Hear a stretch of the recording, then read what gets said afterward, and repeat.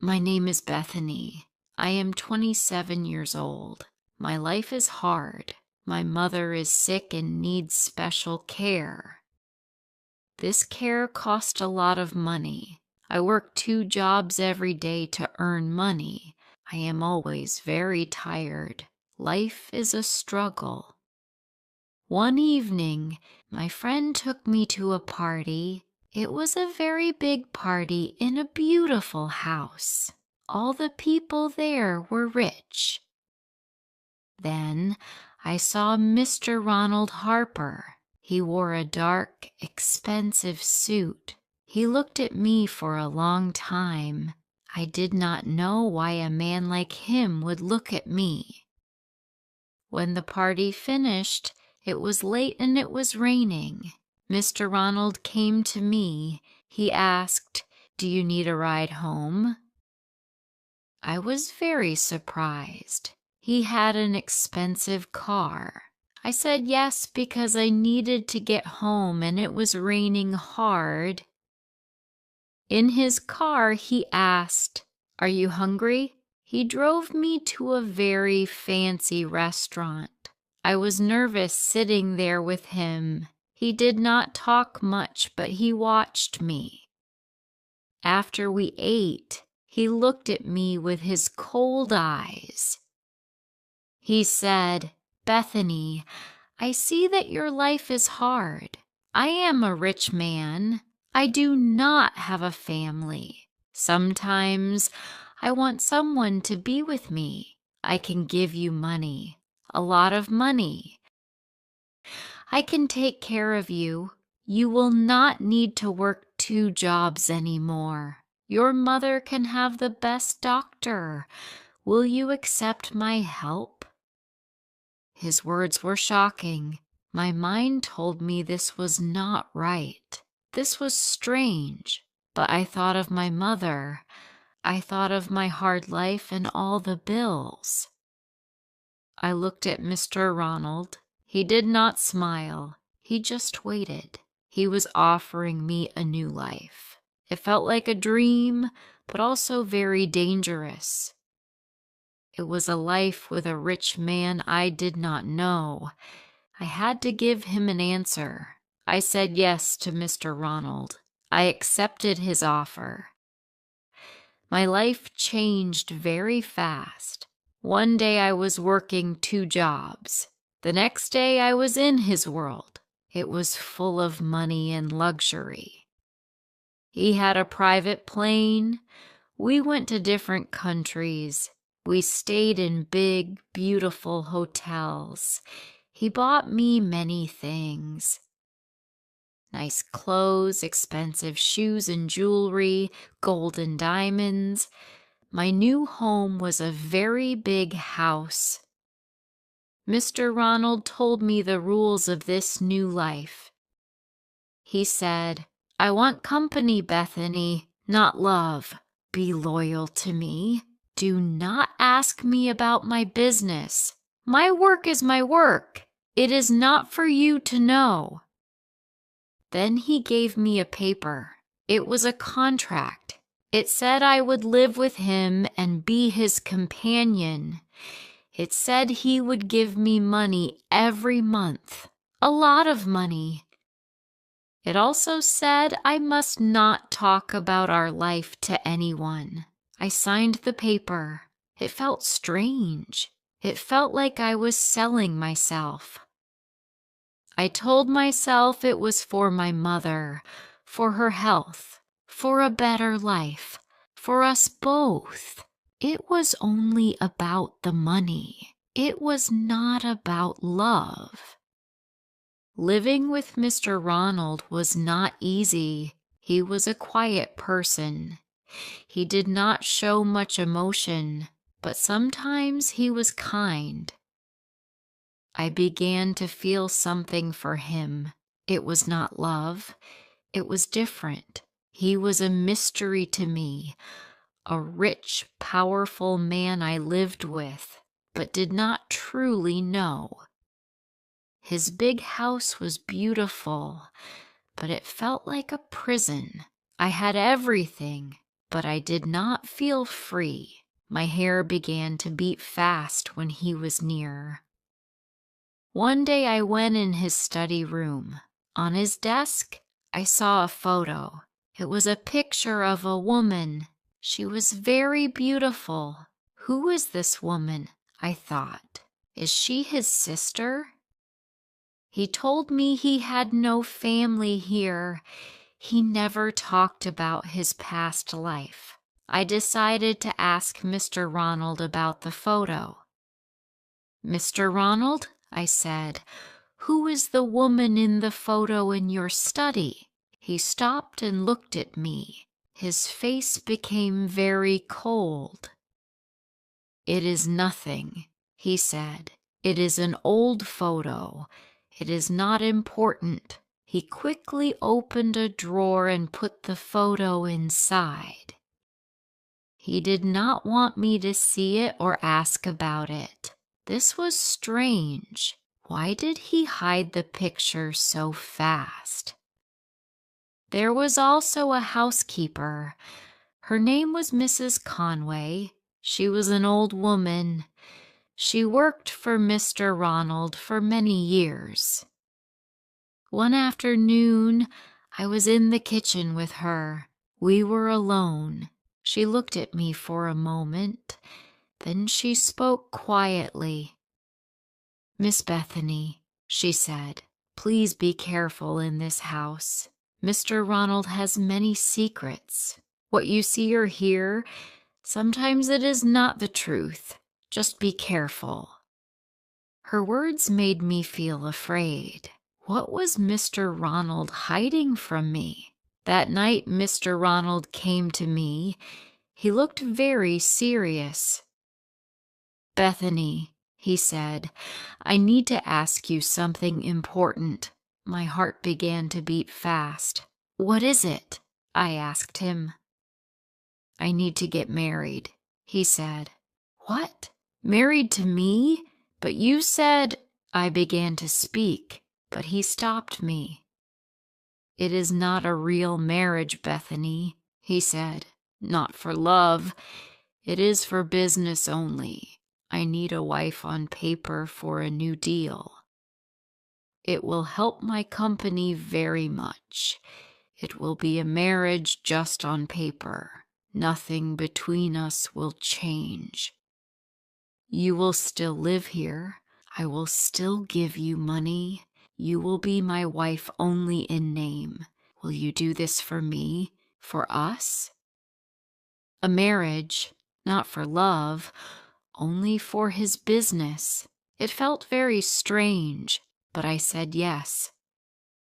The wedding was very small. There was no family, no friends. It was just Mr. Ronald and me. A lawyer and Mrs. Conway were also there. I wore a beautiful white dress, but I did not feel like a bride. I was not happy. I felt like I was signing another contract that tied me to him. I married Ronald Harper that day. Life after the paper marriage felt strange. I was Mrs. Harper now. I went with him to some events. Many people looked at us, the young wife and the rich businessman. I tried to look happy, but inside I felt empty. I felt sad. It was not my real life. I was his wife, but only on paper, and that felt very lonely. One day I went to Mr. Ronald's office. I brought him lunch. When I arrived, I heard a loud noise. A woman was shouting. She was very angry. He promised me, she shouted. He promised to marry me. I stopped walking. Who was this woman? Why was she shouting about Mr. Ronald? Then she saw me. Her face became redder. She pointed her finger at me. You, she screamed. You took my life. He was with me for many years. He promised he would marry me, but you came and took everything." Her name was Nancy. She was shouting about Mr. Ronald promising to marry her. This was the woman he was with before me. He told me our marriage was only for business, but he promised this woman a real marriage. I felt hurt. I went home. When Mr. Ronald Harper came home, he said nothing about Nancy. He acted like nothing happened at all. Later, I saw his phone. There were messages from other women, messages like "thinking of you" or "call me." Was he with other women now, even after marrying me? I felt lost and very sad. What else was he hiding from me? I could not live like this. I needed to know Mr. Ronald's secrets. I found a man, a private investigator. He finds secrets. I gave him a lot of money. Money Mr. Ronald gave me.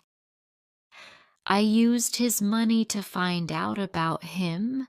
I asked the investigator to look into Mr. Ronald's business and his past.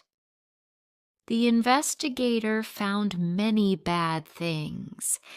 He told me Mr. Ronald's money came from bad deals, not legal business. He used companies to hide money. He used different names, and he used women to help him cover his tracks.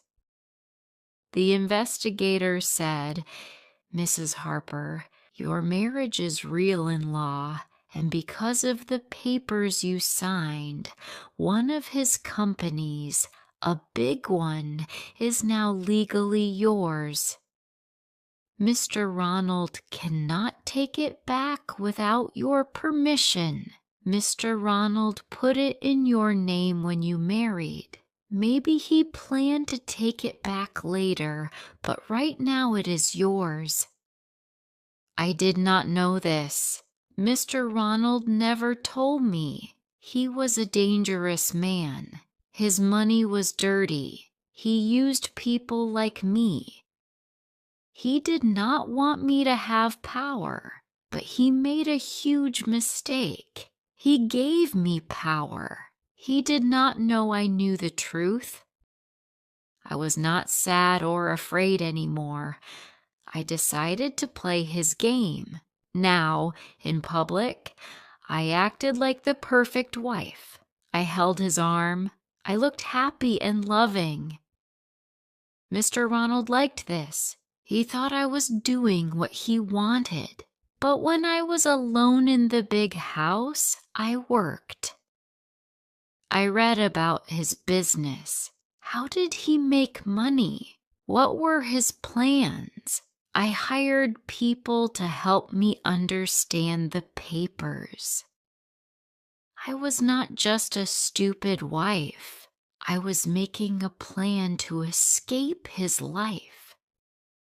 A year passed. It was the day of our anniversary, 1 year since the paper marriage. Mr. Ronald came home. "Happy anniversary, Bethany," he said. I looked at him. I was no longer afraid. "Ronald," I said. I used his first name. He looked surprised. "I know," I said. "You know what?" he asked. "I know about Nancy," I said. "I know about the other women. I know about your dirty business. I know about the company you put in my name when we married. The law says it is mine." He became very angry. "How do you know this?" he shouted. I took papers from my bag. I put them on the table. "These are divorce papers," I said. "I am leaving you and I am keeping the company." He shouted, "You cannot do this. You are nothing. I gave you everything." "You gave me money," I said, "and I used that money to learn. I learned about your business, your power. You thought I was just a quiet, stupid wife, but I was not." He looked at me. He knew I was right about the company. He knew the law was on my side. I did not say more. I turned and walked out of the big house. I did not take any clothes or jewelry. I left everything he gave me. I was free from his control. The company was mine, and I was finally free, powerful, and rich.